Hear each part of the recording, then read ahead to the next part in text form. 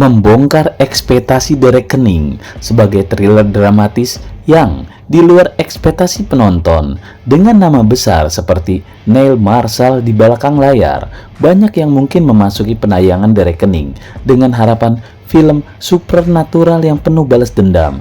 Namun, film ini membuka tirai ekspektasi dan mengejutkan penonton dengan narasi yang lebih dalam dan dramatisasi yang mencoba menyentuh tema kesalahan laki-laki terhadap perempuan. Film ini berlatar pada periode yang suram di Inggris saat wabah bubonik melanda dan kepanikan tentang penyihir mencapai puncaknya. Charlotte Kirk yang memerankan karakter utama bernama Grace adalah janda seorang petani yang hidupnya menjadi pusat konflik yang mengguncang.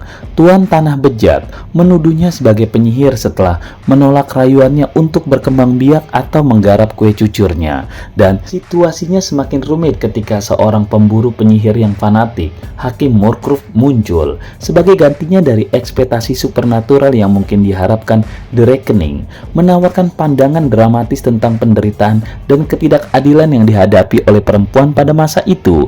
Film ini menggambarkan perjuangan Grace yang membuktikan ketidakbersalahannya dalam menghadapi tuduhan yang tidak beralasan, sementara pada saat yang sama berusaha bertahan hidup di tengah wabah yang mematikan. Seiring dengan gambaran dramatisnya, film ini menyoroti ketidaksetaraan gender dan kekerasan terhadap perempuan yang menjadi temanya. Kehadiran pemburu penyihir yang bersemangat, Hakim Moorcroft, menciptakan ketegangan dan konflik yang menyentuh pada kesulitan yang dihadapi perempuan pada masa itu. Penampilan sentral yang menawan dari Charlotte Kirk menjadi salah satu dari beberapa poin terang tentang film ini. Dengan penekanan pada aspek dramatis dan naratif yang lebih mendalam, Charlotte Kirk membawa karakter Grace ke hidup dengan penuh emosi dan kekuatan. Meskipun tidak memenuhi ekspektasi film supernatural balas dendam, The Reckoning tetap menjadi karya yang digambar dengan baik pada waktu yang tepat. Film ini mencoba memberikan pandangan yang menyentuh dan berfokus pada ketidakadilan yang dihadapi perempuan pada masa lalu, menambah dimensi emosional pada narasinya. Inti dari film ini adalah penampilan memukau Charlotte Kirk sebagai tokoh utama Grace. Dengan gravitasi yang tenang, Kirk mampu menjadi jangkar film, memberikan kehadiran yang kuat dan dramatis, meskipun perannya tidak memberinya banyak kesempatan untuk mengekspresikan elemen humor. Kirk dengan tegas menunjukkan bahwa dia memiliki bakat dramatis yang luar biasa dan ketangguhan batin yang diperlukan untuk menjadi pahlawan wanita yang layak diangkat. Sean Pertwee, aktor yang selalu memukau, juga tampil luar biasa sebagai Hakim Moorcroft. Perannya memberikan karakter tersebut dengan sangat meyakinkan dan konflik yang mendalam, menjadikannya elemen integral dalam membentuk keseluruhan narasi. Chemistry antara Charlotte Kirk dan Pertwee menciptakan dinamika yang menarik dan membuat karakter-karakter mereka sepenuhnya terwujud.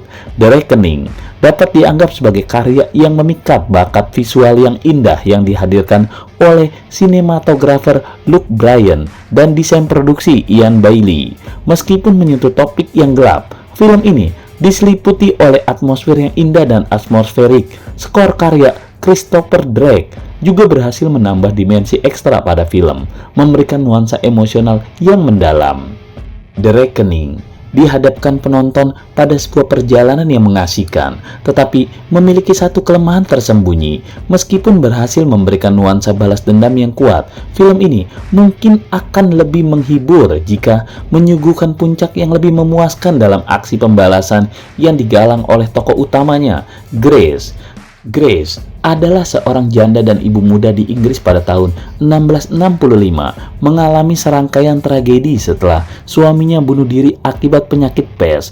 Konflik timbul ketika tuan tanah yang licik tertarik padanya dan menyalahgunakan kekuasaannya. Setelah menolak rayuannya, Grace mendapati dirinya dituduh sebagai penyihir dan menghadapi penyiksaan dari seorang pemburu penyihir kejam. Meskipun film ini memberikan ruang bagi Grace untuk balas dendam, sebagian penonton mungkin terasa bahwa adegan terakhir bisa lebih melibatkan dan memuaskan. Namun, ini bisa saja menjadi pilihan yang disengaja oleh sutradara Marshall untuk menjauhkan Filmnya dengan formula klasik balas dendam dan memberikan pandangan yang lebih kompleks tentang pemulihan dan kekuatan perempuan dengan mengeksplorasi tema balas dendam yang kuat dan memberikan fokus pada perempuan. The Reckoning bukan hanya film horor biasa. Film ini memperkaya pengalaman penonton dengan gambar-gambar yang menggugah pikiran, menciptakan sebuah kisah yang tidak hanya menghibur, tetapi juga memberikan refleksi mendalam tentang kekuatan dan ketahanan perempuan. Film-film dengan konten yang menantang seringkali menarik perhatian penonton, tetapi dapat juga menimbulkan kontroversi, terutama ketika melibatkan adegan yang mungkin tidak cocok untuk semua usia. Salah satu film yang menuai perhatian adalah The Reckoning ini. Karena disutradarai oleh orang yang sama, maka film ini pun dibanding-bandingkan dengan film Game of Thrones. The Reckoning disebut-sebut memiliki kesamaan dengan Game of Thrones, terutama dalam hal mempertontonkan ketelanjangan dan seksual, seperti belahan payudara dan pantat. Namun, perhatian publik semakin meningkat ketika beberapa penonton menyoroti adegan di mana karakter tidak mengenakan busana alias bugil, yang dianggap tidak sesuai dengan penonton di bawah 17 tahun. Adegan tanpa busana dalam The Reckoning menjadi sorotan utama karena beberapa remaja di bawah 17 tahun dianggap tidak cocok melihatnya. Meskipun elemen ini mungkin dianggap remeh oleh sebagian penonton, orang tua dan kelompok hak anak mengecamnya dengan konten yang tidak pantas. Selain adegan ketelanjangan, The Reckoning juga dikritik karena adegan penyiksaan yang melibatkan penggunaan alat penghancur lubang vagina. Konten semacam ini dianggap sebagai tidak layak untuk dikonsumsi oleh anak berusia 13 tahunan. Hal ini memunculkan pertanyaan tentang bagaimana rating film ini bisa ditentukan. Sebuah pertanyaan mendasar adalah mengapa film ini diberi rating tertentu jika memang mengandung konten yang tidak sesuai untuk usia tertentu. Pada umumnya, sistem rating film melibatkan tinjauan oleh badan sensor atau otoritas setempat yang menilai tingkat kekerasan, konten seksual, dan bahasa kasar dalam sebuah film. Sejujurnya, melihat semua adegan dan kekerasannya, film ini harusnya masuk ke kategori 18+ dewasa.